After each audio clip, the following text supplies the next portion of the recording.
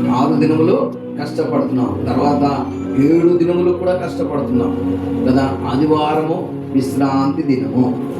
ఏంటిదండి ఆదివారం అనగా? విశ్రాంతి దినము, ప్రభు దినము. ఎవరి దినం అంటే అది? ప్రభు దినము. మనం ఏం చేస్తున్నాము? ఆ రోజు కూడా మనం ఏం చేస్తున్నాం?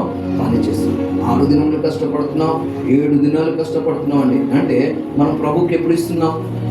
ప్రభు ఏమన్నాడంటే 6 దినములు నువ్వు కష్టపడు, 6 దినములు నీవి, 6 దినములు నువ్వు ఎంతగా పని చేయాలనుకుంటావు అంతగా పని చేయి. రాత్రి పగలు చేస్తావా? ఏ రకంగా పని చేస్తావో, వ్యాపారాలైనా ఏదో ఒక రకమైన చూడండి, ప్రయాణం చేసేవారు ప్రయాణం చేస్తారు, ఇంకా రాకుండా ఏదో రకరకాలుగా వాళ్ళు ఉంటారు. కానీ దేవుని బిడ్డలారా, ఈరోజు మనం విశ్రాంతి అనగా విశ్రాంతి దినము. దేవునితో గడిపే దినం అంటే దేవునితో గడిపే దినముగా ఉండాలి. దేవునికి స్తోత్రం. హల్లెలూయా. చూడండి ఏమని మాట్లాడుతుందంటే, నీ కుమారులు, ఏమన్నానండి?